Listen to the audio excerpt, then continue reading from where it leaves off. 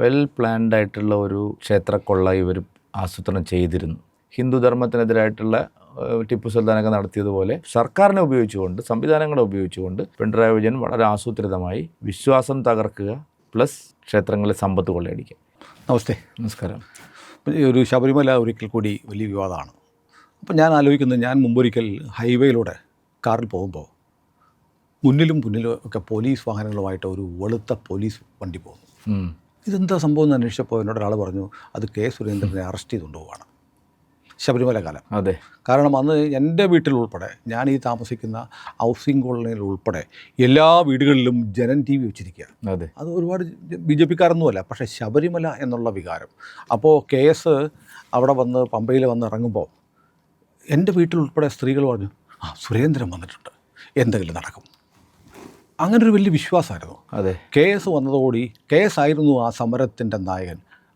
മറ്റുള്ളവരെ നമ്മൾ കാണാതില്ല, എല്ലാവരും ഉണ്ടായിരുന്നു. പക്ഷേ കേസ് വന്നപ്പോൾ ഒരു വലിയൊരു ആവേശം, ഈ സമരത്തിൻ്റെ ഒരു ഗതി മാറാൻ പോകുന്നു എന്നൊരു വികാരമുണ്ട്. ഈ കഴിഞ്ഞ ദിവസം ഒരു ഫോട്ടോ ഇട്ടല്ലേ, ശബരിമല നടപ്പന്തലിൽ എല്ലാവരും കൂടെ കിടക്കുന്നൊരു ഫോട്ടോ ഇട്ട്.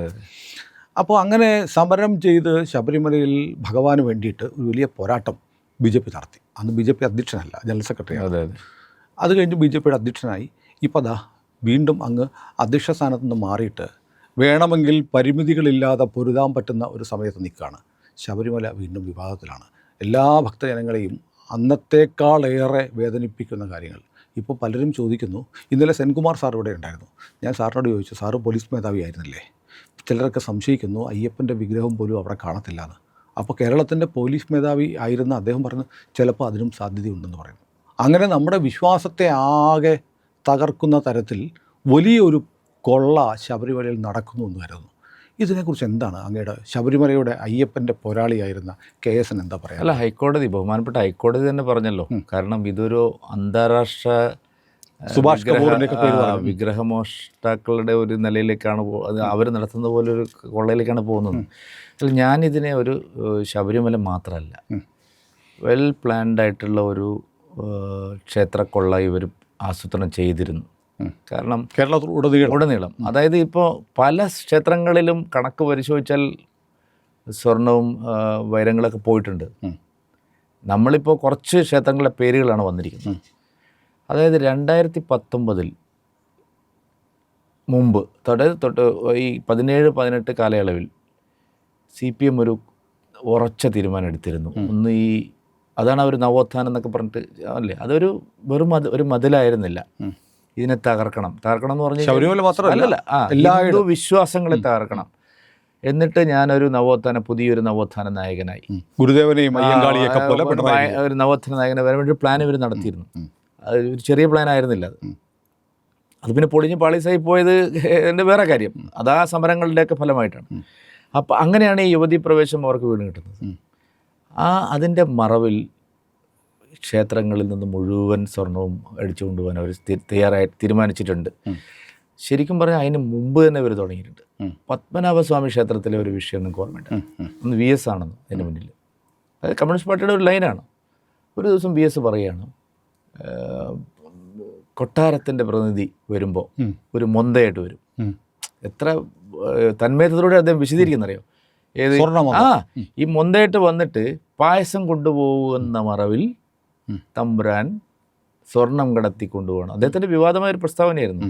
അതെടുത്തൊരു ചളുങ്ങുമ്പോൾ ഈ സ്വർണ്ണം കൊണ്ടുപോകുന്ന പറഞ്ഞാൽ വലിയ തോതിൽ ആക്ഷേപം ഉന്നയിച്ചു.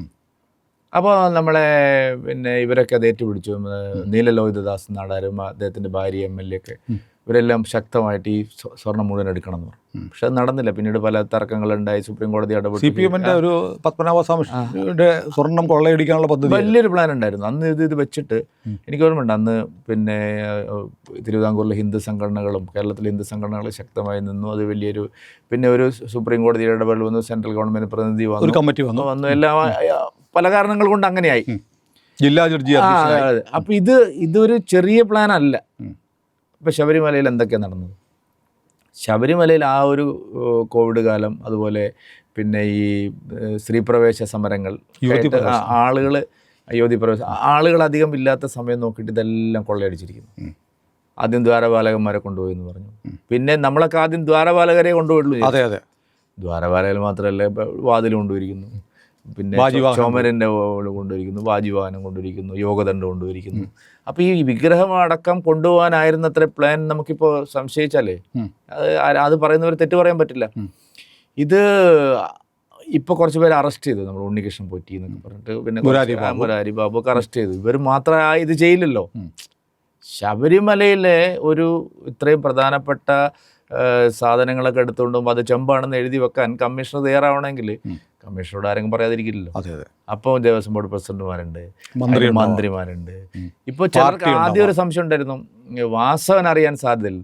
വാസവൻ ഇന്ന കാലത്തും പല കാര്യങ്ങളും നടന്നിരിക്കുന്നു, പ്രശാന്തിൻ്റെ കാലത്തും പല കാര്യങ്ങളും നടന്നു. അപ്പോൾ ഇതൊരു തുടർ പ്രക്രിയ. ക്ഷേത്രങ്ങളിലെ സ്വർണം എടുത്തു കൊണ്ടുപോവുക എന്നുള്ളത് തുടർച്ചയായിട്ട്. ഇപ്പോൾ എൻ്റെ നാട്ടിൽ ബാലുശ്ശേരി കോട്ട എന്ന് പറഞ്ഞൊരു, അത് വേട്ടക്കാരൻ ക്ഷേത്രങ്ങളുടെ ഒരു മൂലസ്ഥാനം. 50 പവൻ സ്വർണ്ണം, 25 പവൻ്റെ സ്വർണ്ണം കൊണ്ടുവരിക്കുന്നു. ചോദിച്ച സ്ഥലങ്ങളിലെല്ലാം. തൊട്ടടുത്ത് നിർമ്മല്ലൂർ ഒരു ക്ഷേത്രമുണ്ട്, അവിടെ മൂർത്തി, അവിടെ നിന്ന് 25 പവൻ്റെ സ്വർണ്ണം പോയിരിക്കുന്നു. വൈക്കത്ത് ആക്ഷേപം വന്നിരിക്കുന്നു, ഏറ്റുമാനൂർ വന്നിരിക്കുന്നു, ശാസ്താംകോട്ടയിൽ വന്നിരിക്കുന്നു, ചെട്ടിക്കുളങ്ങര വന്നിരിക്കുന്നു. ഇത് എന്താണ് എന്നാണ്? അപ്പോൾ ഇത് ഒരു സ്ഥലത്തല്ല. അപ്പോൾ ഒരു ആസൂത്രണം ഇവർ നടത്തിയിരുന്നു. ഒന്ന്, വിശ്വാസം തകർക്കുക; 2, ക്ഷേത്രങ്ങൾ കൊള്ളയടിക്കുക. ഇത് പണ്ട് കാലത്ത് ഹിന്ദുധർമ്മത്തിനെതിരായിട്ടുള്ള ടിപ്പു സുൽത്താനൊക്കെ നടത്തിയതുപോലെ ആയുധവും കുതിരപ്പടയൊന്നും ഇല്ലെങ്കിലും സർക്കാരിനെ ഉപയോഗിച്ചുകൊണ്ട്, സംവിധാനങ്ങളെ ഉപയോഗിച്ചുകൊണ്ട് പിണറായി വിജയൻ വളരെ ആസൂത്രിതമായി വിശ്വാസം തകർക്കുക പ്ലസ് ക്ഷേത്രങ്ങളിലെ സമ്പത്ത് കൊള്ളയടിക്കുക, ഇങ്ങനെയൊരു പ്ലാൻ അവർ നടത്തിയിരുന്നു എന്നുള്ളത് 100% ഉറപ്പാണ്. അതാണ് ഇപ്പോൾ ഓരോന്നോരോന്നായിട്ട് പുറത്തു വരുന്നത്. BJP ഈ വിഷയത്തിൽ കുറച്ചുകൂടെ കാര്യമായിട്ട് ഇടപെടണമെന്ന് വിശ്വാസികൾ പറയുന്നുണ്ട്. അല്ല, അങ്ങനെയല്ല. കഴിഞ്ഞ പ്രാവശ്യം ഉണ്ടായിരുന്ന ഒരു വയലന്റ് ഇത് എന്ന് പറഞ്ഞാൽ ഒരു അഗ്രസീവായി വരാത്ത എന്താണ്, നാമജപം വന്നപ്പോൾ പോലീസ് ഇളകി. അന്നൊരു ആക്രാമിക രീതിയിലാണ് ഇവർ വന്നത്. അതുകൊണ്ടാണ് ഈ പ്രശ്നങ്ങൾ ഇത്രയും നമുക്ക് അങ്ങനെ. അപ്പോൾ ആൾക്കാർ അയ്യപ്പ അവിടെ തടഞ്ഞു വെക്കുന്നു, പ്രശ്നങ്ങൾ ഉണ്ടാവുന്നു, അങ്ങോട്ട് പോകാൻ വിടുന്നില്ല, നാമം ജപിക്കാൻ വിടുന്നില്ല, നാമം ജപിക്കുന്നതിനെ പിടിച്ച് അകത്തിടുന്നു. അപ്പോൾ ഇത് ആ രീതിയിലാണ് അന്ന് അവർ കഴിഞ്ഞത്. ഇന്നിപ്പോൾ എന്താണ്? ഇന്നിപ്പോൾ ഒരു സാധാരണ സമരങ്ങളാണ് നടക്കുന്നത്. പക്ഷേ ഞങ്ങൾ കുറേ കൂടി ഫലപ്രദമായിട്ടിപ്പോൾ ഇടപെടുന്നുണ്ട്. എന്താണെന്നറിയോ? ഇതിനകത്ത് ഒരു നീതിന്യായ കോടതികൾ വഴിയോ സെൻട്രൽ ഗവൺമെൻറ് വഴിയോ ഒക്കെ ഈ അന്വേഷണം മാത്രമല്ല, ശരിയായ ഒരു അന്വേഷണം 10-30 വർഷത്തെ ദേവസ്വം ബോർഡുകളുടെ ചരിത്രം, അതിൻ്റെ പിന്നെ ഓഡിറ്റ് റിപ്പോർട്ട്, പിന്നെ ഈ സ്വർണ്ണക്കൊള്ളയുടെ കാര്യം കുറച്ചുകൂടി ഒരു നല്ല അന്വേഷണം വരും തന്നെയാണ് എൻ്റെ ഒരു ഇപ്പോഴത്തെ ഒരു പ്രതീക്ഷ. കാരണം വെച്ചാൽ ED അങ്ങനത്തെ കേന്ദ്ര ഏജൻസികളോ അല്ലെങ്കിൽ ഒരു CBI അന്വേഷണമൊക്കെ വേണം എന്നുള്ള നിലയിൽ ജനങ്ങളെ ഒപ്പ് സമാഹരിച്ച് ഞങ്ങൾ വേണ്ടപ്പെട്ട രീതിയിൽ അത് ചെയ്യണം തന്നെയാണ് വിചാരിക്കുന്നത്. ഇപ്പോൾ സർക്കാർ ഇപ്പോൾ ജയകുമാർ സാറിനെ, K. Jayakumar IAS Devaswom board president ആക്കാൻ പോകുന്നു.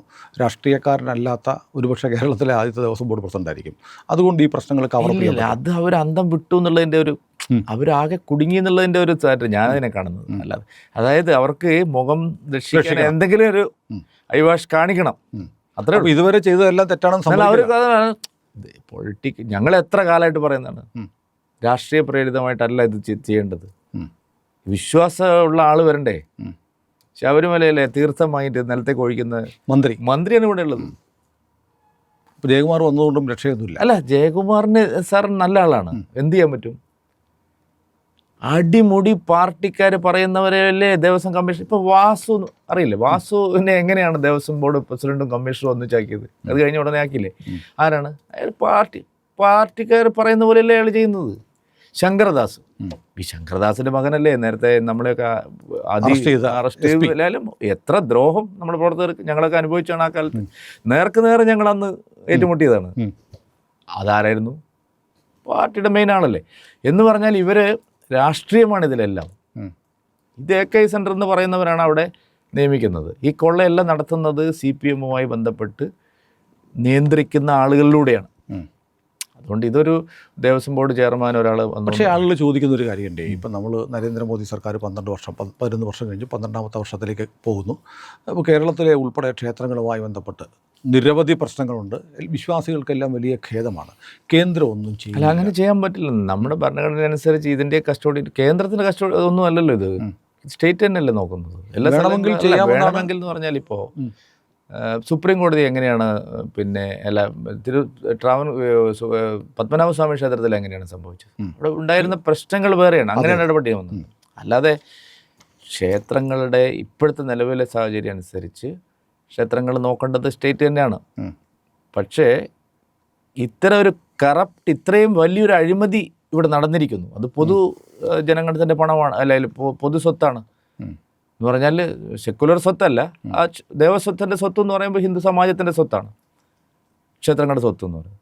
അപ്പോൾ അവിടുന്ന് സ്വർണം കൊണ്ടുപോയി എന്ന് പറയുന്നത് ഒരു ഗുരുതരമായ കുറ്റകൃത്യമാണ്. അവിടെ എന്ത് ചെയ്യാൻ സാധിക്കും ഈ ഒരു കേസിൽ എന്നുള്ളത് ഒരു പ്രധാന ആളുകൾക്ക് വലിയ ഒരു വിശ്വാസമുണ്ട്. കാരണം രാഷ്ട്രപതി വന്നിട്ട് പോയി. അപ്പോൾ രാഷ്ട്രപതിക്കും കാര്യങ്ങളൊക്കെ ബോധ്യപ്പെട്ടിട്ടുണ്ട്. ഹിന്ദു സംഘടനാ നേതാക്കൾ, കർമ്മസമിതിയുടെ ആളുകളൊക്കെ രാഷ്ട്രപതിയെ കണ്ട് കാര്യങ്ങൾ ബോധിപ്പിക്കുകയും ചെയ്തു. അപ്പോൾ എന്തെങ്കിലുമൊക്കെ ഉണ്ടാകും എന്നൊരു പ്രതീക്ഷ പൊതുവിലുണ്ട്. ഈ തെരഞ്ഞെടുപ്പിന് മുമ്പ് കേന്ദ്രത്തിൻ്റെ ഭാഗത്തു നിന്ന് എന്തെങ്കിലും പ്രതീക്ഷിക്കാമോ? അല്ല, തെരഞ്ഞെടുപ്പിനെ അതിൽ കൂട്ടിക്കഴിഞ്ഞു അല്ല, ഞാൻ പറയുന്നത് അതിൽ കേന്ദ്രം എന്തായാലും അത് അങ്ങനെ കൈയും കെട്ടിയിരിക്കുമെന്ന് എനിക്ക് തോന്നുന്നില്ല. കാരണം എന്താ വെച്ചാൽ കാര്യങ്ങളെ സംബന്ധിച്ച് വലിയൊരു കൊള്ള ഇവിടെ നടന്നിരിക്കുന്നു, ചെറിയ കൊള്ളയല്ല. അപ്പോൾ അതിൽ എന്ത് ചെയ്യാൻ കഴിയും നമ്മുടെ ഭരണഘടനയ്ക്കകത്തിരുന്നുകൊണ്ട്? സനാതൻ ബോർഡ് എന്നൊരു എന്ത് ചെയ്യാൻ കഴിയും എന്നുള്ളതിനെ കുറിച്ച് എന്തായാലും ആലോചന ഉണ്ടാവും ഉറപ്പ്. കേന്ദ്ര നടപടി നടപടി എന്ന് പറഞ്ഞാൽ എനിക്കിപ്പോൾ ഞാൻ പാർട്ടി പ്രസിഡന്റ് അല്ല, എനിക്ക് എന്തൊക്കെയാണ് എന്നല്ല ഇപ്പം എനിക്ക് പറയാൻ പറ്റില്ല. പക്ഷേ ഒരു കാര്യമുണ്ട്, വലിയൊരു കൊള്ള ഇവിടെ നടന്നിരിക്കുന്നു. അപ്പോൾ അത് സംസ്ഥാന ഗവൺമെൻറ് അന്വേഷിച്ചിട്ട് ആ കൊള്ള ഏതാനും ചില ഉദ്യോഗസ്ഥന്മാരിലേക്കും ഒരു പോറ്റിയിലേക്കും കൊണ്ട് അവസാനിപ്പിക്കാൻ കഴിയും. അതിനപ്പുറത്തേക്ക് പോകാനുള്ള സാഹചര്യം CBI അന്വേഷണം ആവശ്യപ്പെട്ട് ഹർജി നമ്മളിപ്പോൾ പോകുന്നുണ്ട്. CBI അന്വേഷണം ആവശ്യപ്പെട്ട് ഭീമ ഹർജി നമ്മൾ കേന്ദ്രത്തിന് സമർപ്പിക്കുന്നുണ്ട്. അപ്പോൾ അതുകൊണ്ട് ഇപ്പോൾ ഉദാഹരണത്തിന് സഹകരണ കൊള്ളയിൽ ഇടപെട്ടില്ലേ? അതെ, കരുവന്നൂറുകാർക്ക് അവർ പൈസ വാങ്ങുന്നില്ല. അതല്ല, അത് വേറെ കാര്യം. എന്ന് പറഞ്ഞാൽ ഇടപെട്ടേണ്ട സമയത്ത് കേന്ദ്രം ഇടപെട്ടിട്ടുണ്ടല്ലോ. അതുകൊണ്ട് എനിക്ക് തോന്നുന്നു അതിൽ പോസിറ്റീവായിട്ടുള്ളൊരു സമീപനം ഉണ്ടാവും തന്നെ. ശബരിമലയ്ക്ക് പോകുന്നുണ്ടോ? പിന്നെ ഞാൻ ആദ്യം പോകുന്നുണ്ട്.